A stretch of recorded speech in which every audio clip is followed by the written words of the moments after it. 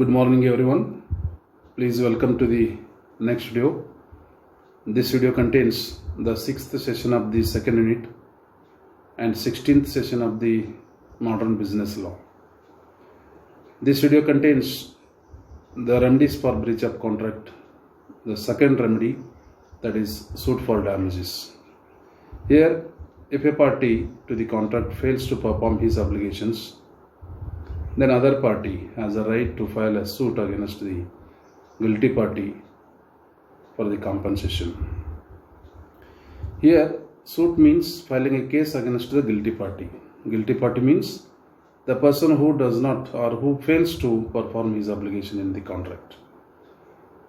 Then damages means monetary compensation allowed by the court. When there is a breach of contract by one party, that is guilty party, the other party, may be called as aggrieved party, may file a case for damages if there is a financial loss from the breach of contract. So ಇಲ್ಲಿ suppose ಒಬ್ಬ ವ್ಯಕ್ತಿ ಕಾಂಟ್ರಾಕ್ಟ್ದಾಗಿರ್ತಕ್ಕಂಥ ವ್ಯಕ್ತಿ ತನ್ನ ಅಬ್ಲಿಗೇಷನ್ಸನ್ನು fulfil ಮಾಡೋದಕ್ಕೆ ಅವ್ನು fail ಆಗಿದ್ದ ಅಂತಂದರೆ other ಪಾರ್ಟಿದವ್ರು ಏನು ಮಾಡ್ಬೋದು, ಅವನ ಮ್ಯಾಗ ಕೇಸ್ ಮಾಡ್ಬೋದು for the monetary compensation. Suppose ಅಲ್ಲಿ ಅವನಿಗೆ ಆ ಕಾಂಟ್ರಾಕ್ಟಿಂದ ಅವ್ನಿಗೆ ಏನಾರ ಲಾಸ್ ಆಗಿತ್ತಂದ್ರೆ ಆ ಲಾಸನ್ನು ಭರ್ಪಾಯಿ ಮಾಡಿಸೋಲಾಗೆ ಅವನು ಗಿಲ್ಟಿ ಪಾರ್ಟಿ ವಿರುದ್ಧ ಕೇಸನ್ನು ಫೈಲ್ ಮಾಡ್ಬೋದು. Section 73 of the contract act deals with compensation for loss or damages caused by breach of contract. So section 73 ಹೇಳ್ತದೆ, if there is a loss due to breach of contract, then the aggrieved party may file a case against the guilty party for the monetary compensation. Is it right? Then there are different kinds of damages. ಬೇರೆ ಬೇರೆ damages ಅನ್ನು ನೀವು ಇಲ್ಲಿ claim ಮಾಡಬಹುದು. First one is ordinary or general or compensatory damages. The ordinary damages are those that arise naturally and directly in the usual course of the things from breach of the contract itself. So natural ಆಗಿ arise ಆಗುವಂಥ losses ಇದು. ನೀವೊಂದು agreement ಮಾಡ್ಕೊಂಡಿರ್ತೀರಿ, ಆ ಅಗ್ರಿಮೆಂಟ್ದಾಗ ನಿಮ್ಮ other party ಏನೈತಿಲ್ಲ ಅವ್ನು perform ಮಾಡಲಿಲ್ಲ, ಅದರಿಂದ ನಿಮಗೆ ಏನಾರ ಲಾಸ್ ಆಗಿತ್ತು ಅಂದರೆ ಆ ಲಾಸನ್ನು ಇಲ್ಲಿ ನಾವು ordinary loss or general loss or compensatory damages ಅಂತೇಳಿ ಟ್ರೀಟ್ ಮಾಡ್ತೀವಿ. They constitute the direct loss suffered by the agreed party.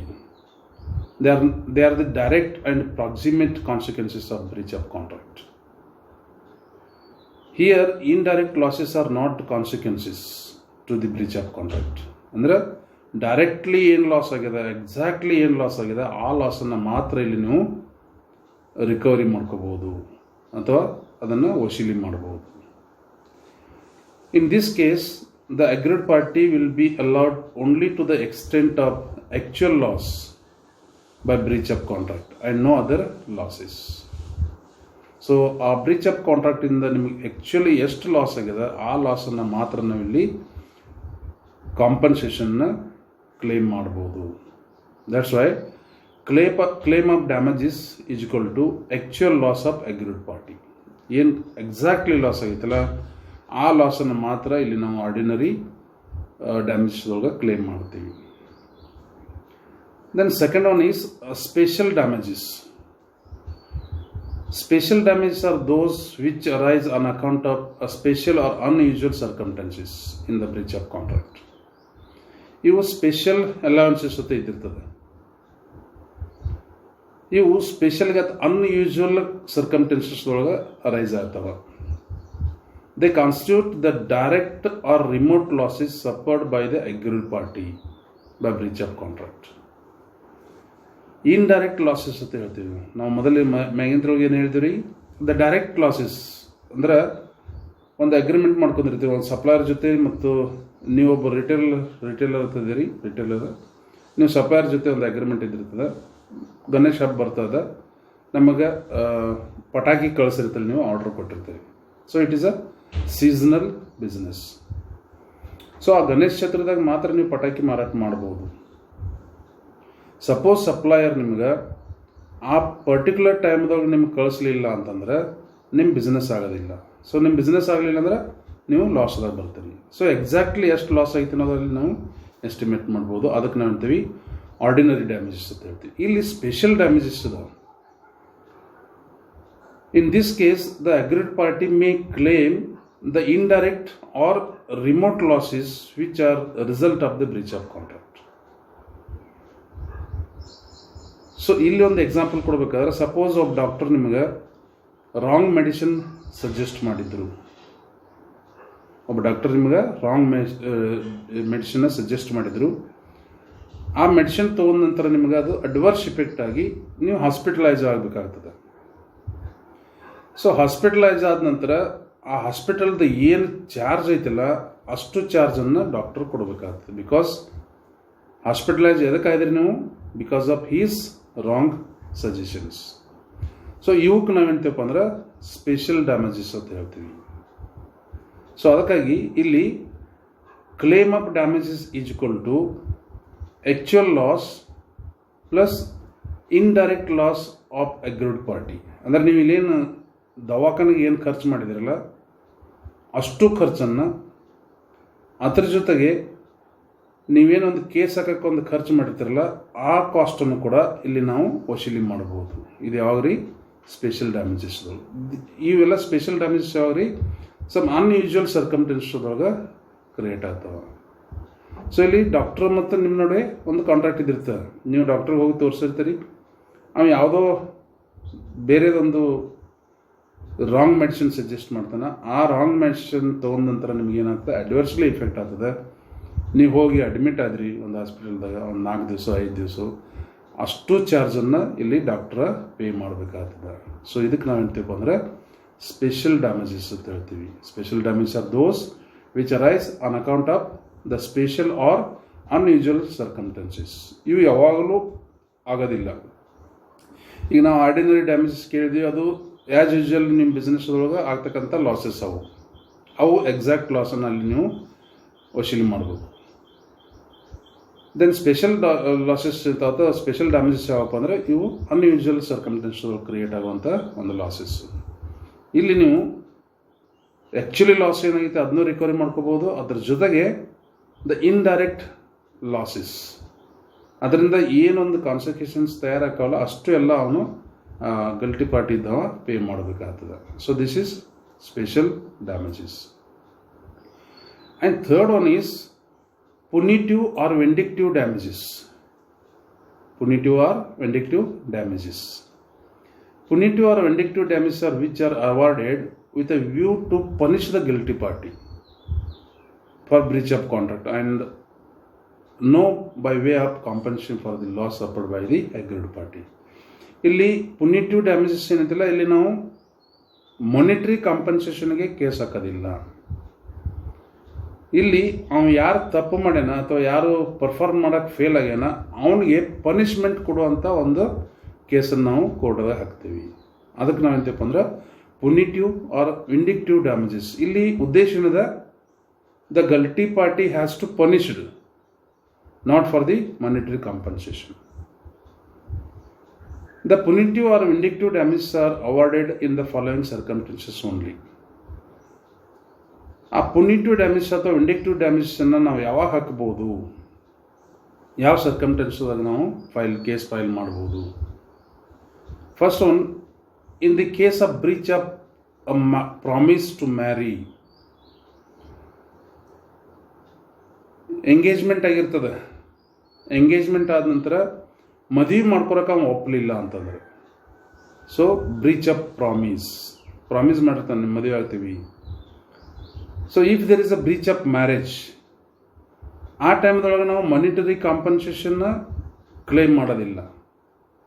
But ಅಲ್ಲಿ ಏನು ಕ್ಲೇಮ್ ಮಾಡ್ತೇವೆ ಅಂದರೆ that guilty party has to punish, ಅವ್ನಿಗೆ ಪನಿಷ್ಮೆಂಟ್ ಆಗಬೇಕು, ಶಿಕ್ಷೆ ಆಗಬೇಕು.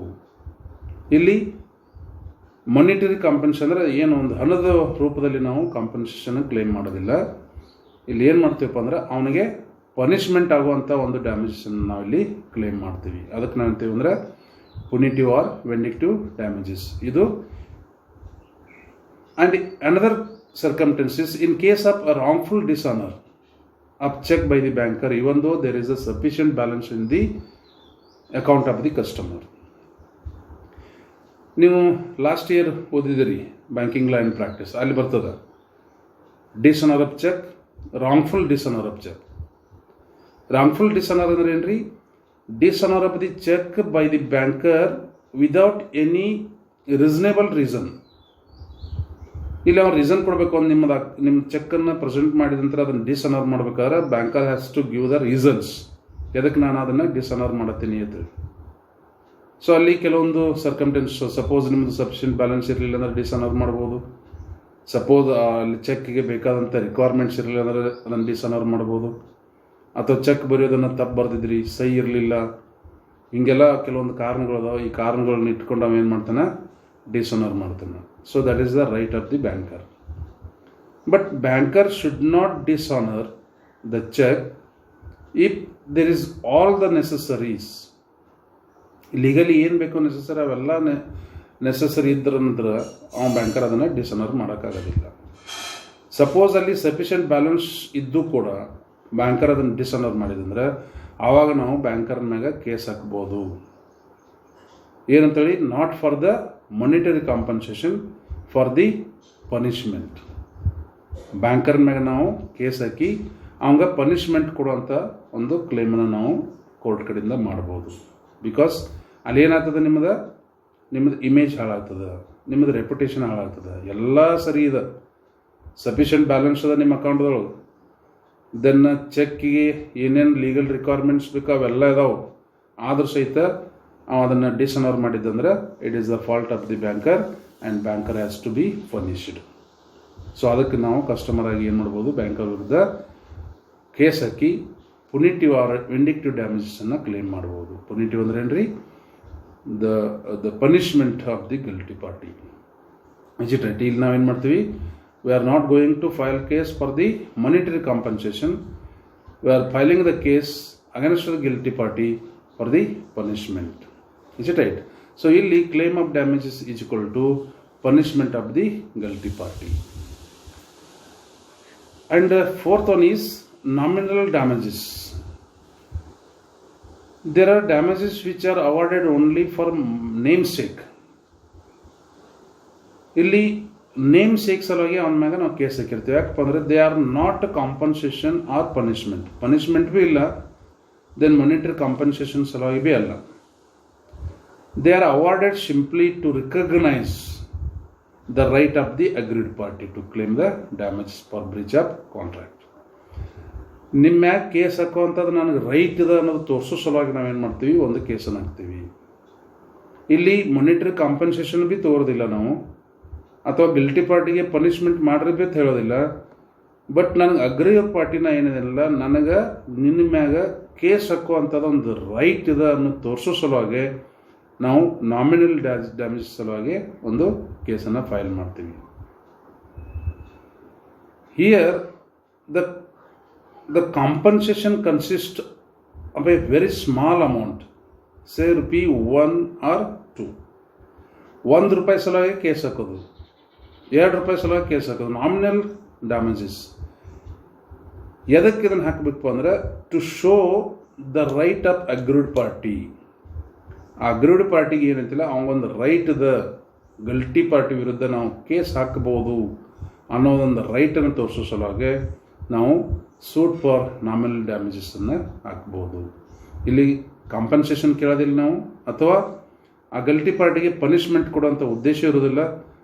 ಒಂದೇ ಉದ್ದೇಶ ಏನಪ್ಪ ಅಂದ್ರೆ simply to recognise the right of the agreed party to claim the damages for the breach of contract.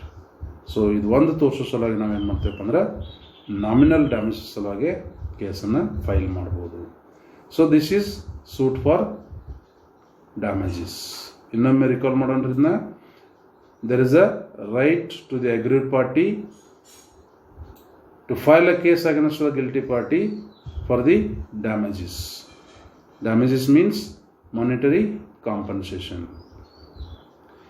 Illi there are 4 types of damages first one is ordinary or general or compensatory damages. ಇಲ್ಲಿ ನಾವು ಏನು ಮಾಡ್ಬೋದಪ್ಪ ಅಂದರೆ exactly breach of ಕಾಂಟ್ರಾಕ್ಟ್ದಿಂದ ಏನು loss ಆಗಿದೆ ಆ ಲಾಸನ್ನು ನಾವಿಲ್ಲಿ claim ಮಾಡ್ಬೋದು. ಇದಕ್ಕೆ ನಾವು ಅಂತೀವಿ ordinary or general damages or compensatory damages ಅಂತ ಹೇಳ್ತೀವಿ. ಇನ್ನೊಂದು special damages which are arising in the unusual circumstances. ಅದೇ ಒಂದು ಎಕ್ಸಾಂಪಲ್ ಕೊಡು. Doctor suggested the wrong medicines to the patient, and if the patient taken the medicines and it is adversely affect to the patient, and then he has been hospitalized, then all the bill of the hospital has to paid by the doctor. ಇದಕ್ಕೆ ನಾವು ಅಂತೀವಿ special damages ಅಂತ ಹೇಳ್ತೀವಿ. ಆಮೇಲೆ next ಪುನಿಟಿವ್ or ವೆಂಡಿಕ್ಟಿವ್. ಪುನಿಟಿವ್ ಅಂದರೆ ಏನು ರೀ? Punishment ಕೊಡೋ ಸಲುವಾಗಿ. ಯಾವಾಗ ಇದು? There are only two circumstances. ಯಾವುದು? One is in the case of breach of a promise to marry. Marriage ಆಗತ್ತಂತ ಹೇಳಿ ಎಂಗೇಜ್ಮೆಂಟ್ ಮಾಡಿ ಆಮೇಲೆ ಮ್ಯಾರೇಜ್ ಕ್ಯಾನ್ಸಲ್ ಮಾಡಿರು ಅಥವಾ ಪ್ರಾಮಿಸನ್ನು ಬ್ರೀಚ್ ಮಾಡಿರು ಅಂದರೆ ಆವಾಗ ಅವನ ಪನಿಷ್ಮೆಂಟ್ ಕೊಡೋ ಸಲುವಾಗಿ ನಾವು ಕೇಸ್ ಹಾಕ್ಬೋದು. Then in case of wrongful dishonour of the cheque by the banker, even though there is a sufficient balance in the customer's account.